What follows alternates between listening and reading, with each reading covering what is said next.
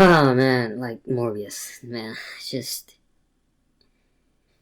I genuinely think that Marvel fan clubs can actually sue Sony in a class action lawsuit about this movie. I mean, like seriously, it was so edited down. It was clear that it was edited down from a bigger movie. I mean, it was so bizarre, you know, like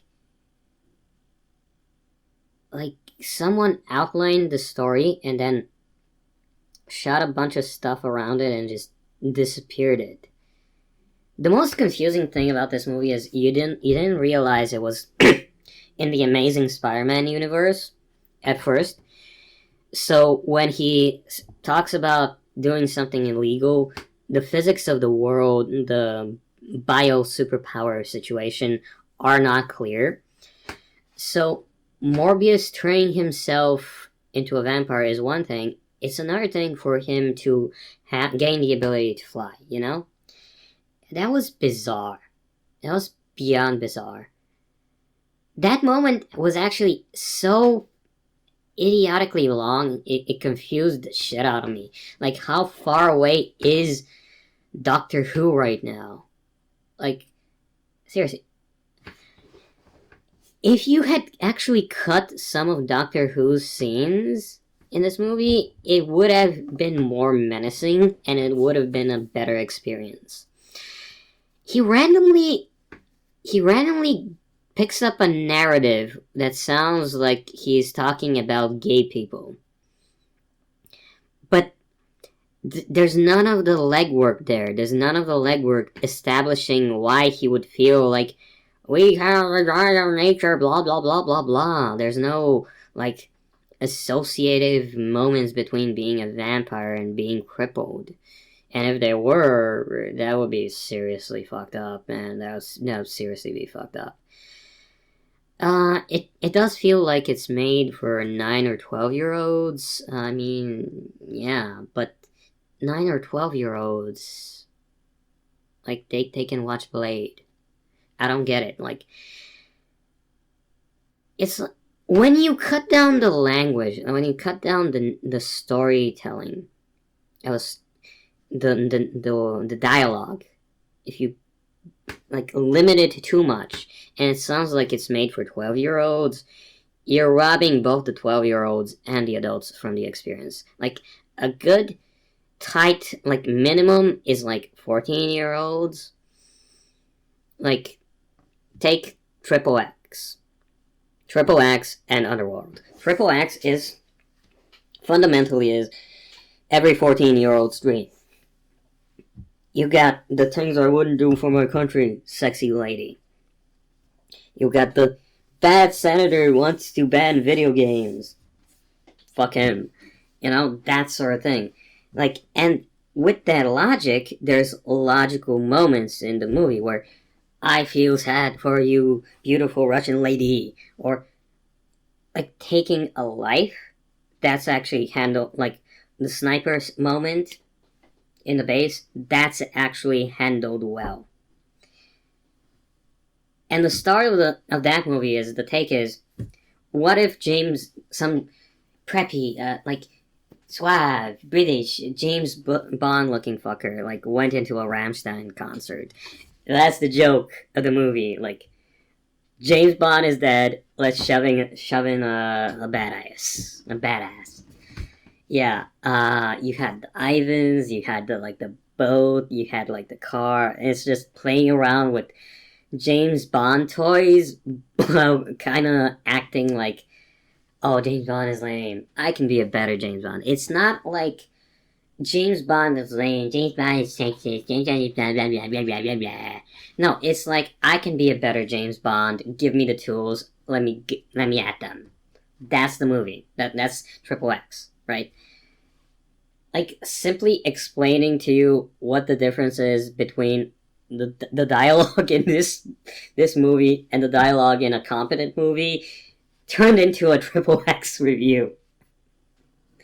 Like, seriously. Whereas Underworld is more 15-year-old, it's like a 15-year-old, something that a 15-year-old girl would like. It's a tad bit more mature. Like, there's legacy, and it's like, Daddy, I like him, but she's like competent enough not to be like obnoxious.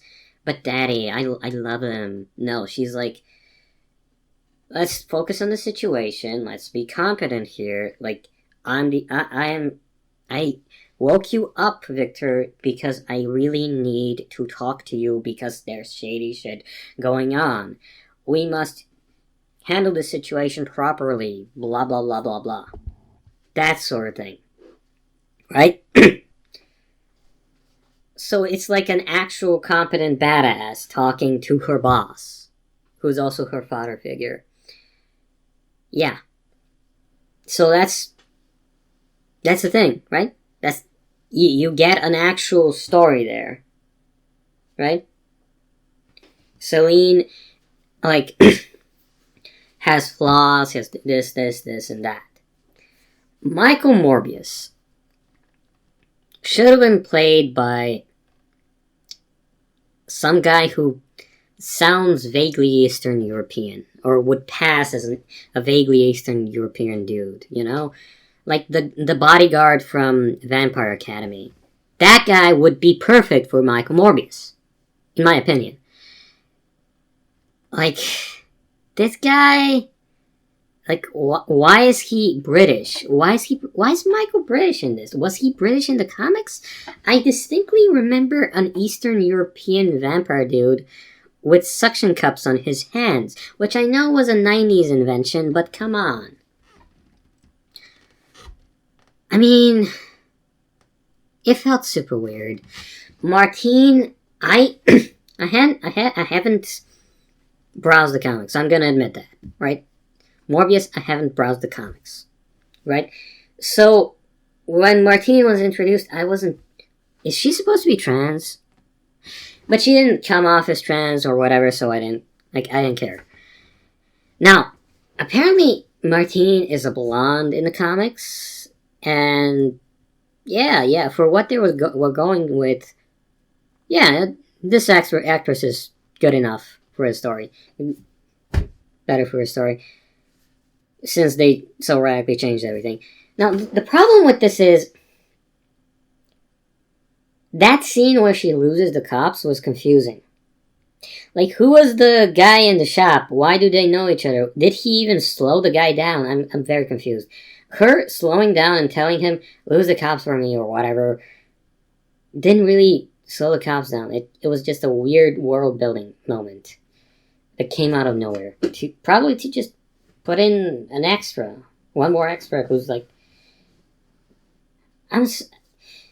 whatever. The scene with the cat where she calls blood red instead of blood.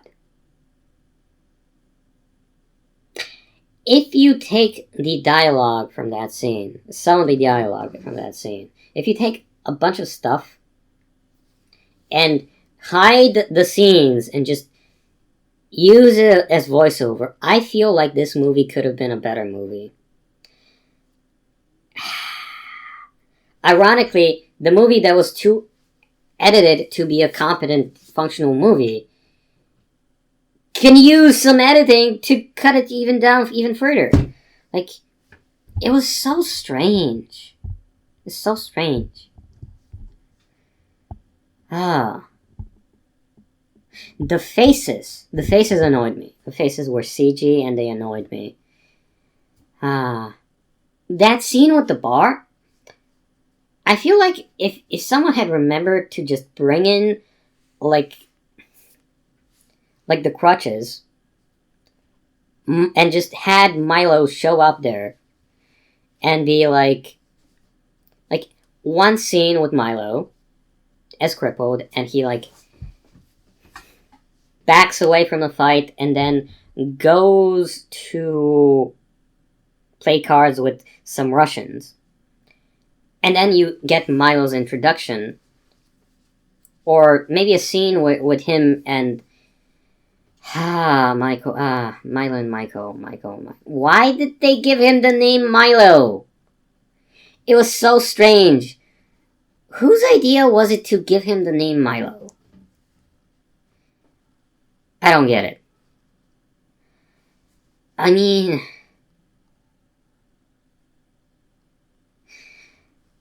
if they had set up the kill situation with a scene of him crippled before he goes crazy, I'd have gotten that. The cop doesn't have a metal arm. There's no use for it. Doctor Who is not part of the FBI or sneaking around among the FBI. That's not a thing.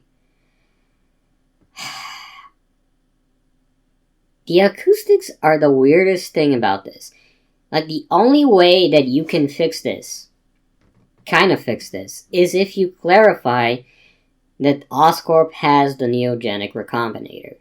And the neogenic recombinator uses something like a sci-fi energy field to do stuff. And they explain, it's not a real field, it's like more like the stuff of electrons programmed into a complex 4-dimensional shape or whatever. And that would have explained so many superpowers in the Amazing Spider-Man universe. It would have explained so many superpowers, you know? I give up.